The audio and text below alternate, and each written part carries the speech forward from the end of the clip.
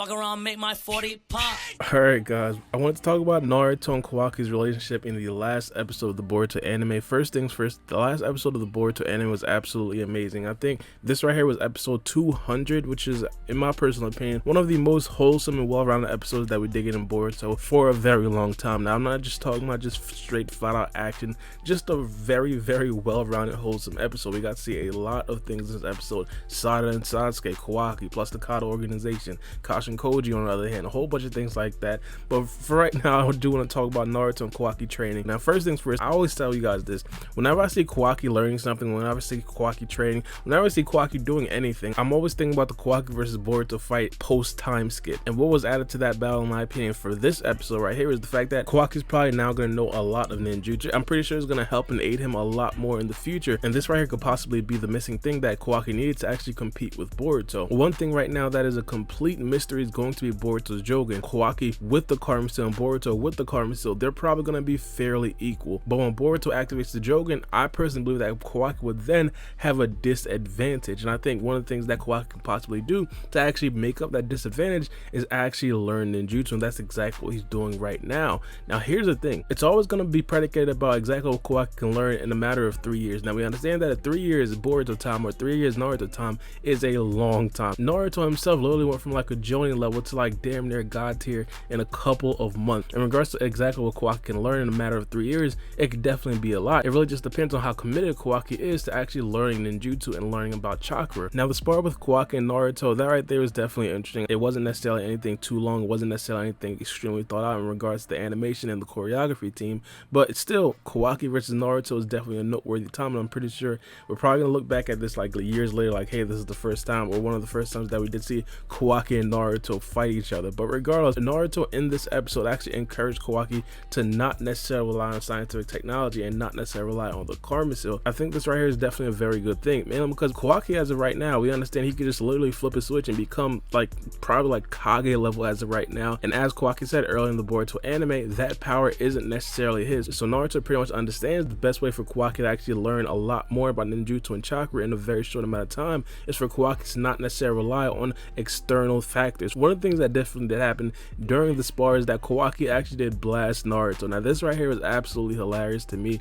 Now, I've been kind of seeing people like compare this blast to like some of the things that Boruto did to Naruto in the past, mainly because of course Boruto and Naruto had multiple sparring sessions, and of course Naruto just so happened to choose not to actually like eat the stuff that Boruto did actually try to hit Naruto with. But one of the things that I definitely do want to emphasize, what Kawaki hit Naruto with was most likely not as strong as what he hit Gaara with. Now, obviously it was the same move, there's pretty much the energy blast, but here's the thing, I mean, you can clearly see the dichotomy, you can clearly see the difference in just the overall impact of the energy blast. For example, when he hit Gaara with the energy blast, it was honestly almost like a bomb went off. Like literally, Team 7 that was standing like 50 yards away, they themselves would have been significantly injured if Boruto himself didn't necessarily step up and actually absorb the blast. And obviously in this situation, it was nothing like that. So I just want you guys to understand, Kawaki has the ability to actually scale down his attacks in regards to that energy blast. And we especially seen in the first spar with Kawaki and Boruto, when Kawaki said, hey, I'm going to shoot this at you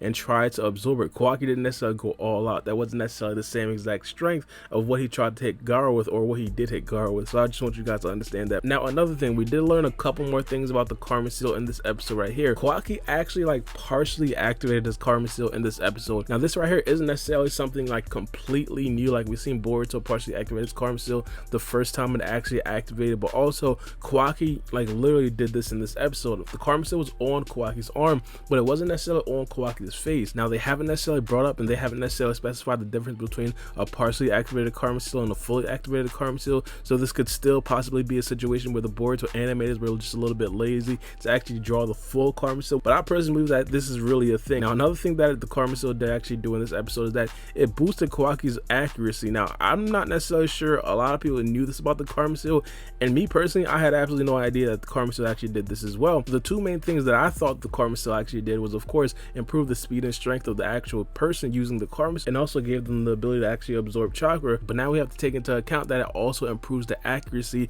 of the person wielding the Karma Seal. Now, not only that, we did kind of figure out that Kawaki is a little bit dependent in this specific scene as well. Kawaki was trying to hit a piece of wood with a shuriken. Kawaki couldn't necessarily do it, so he activated his Karma Seal and then he did it. I mean, I don't know, maybe I'm reading a little bit too much into this, but it really seems like Kawaki is being a little bit too dependent on the Karma Seal. People in the Boruto manga know exactly why this could possibly be a problem in the future. Now, another thing has to be Kawaki's prosthetic.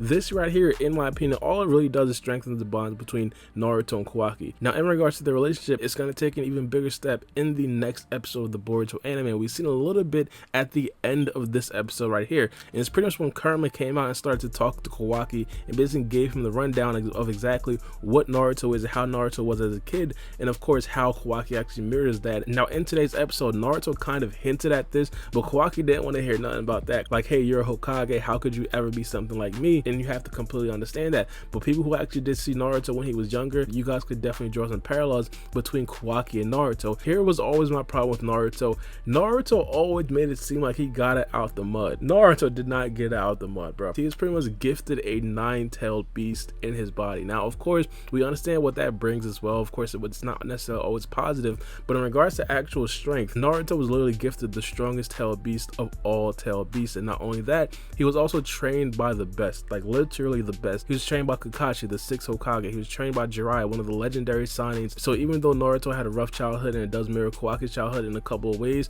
I still want to make this very clear. Naruto should definitely be in this position. He should definitely be in this position. But let me know what you guys think about this in the comment section below, and give me some of your opinions about Naruto and Kawaki's relationship. Do you think that Kawaki learning Ninjutsu is a good thing or a bad thing? Because I think at this particular point, when we understand that Kawaki is a good guy as of right now, I think it's 100% a good thing. But of course, we have to understand in the future he will be fighting against Boruto, and literally the things that Naruto teaches Kawaki right now might be what brings Boruto down in the future. But let me know what you guys think. It's been your boy Baara, and we out. It's a knife.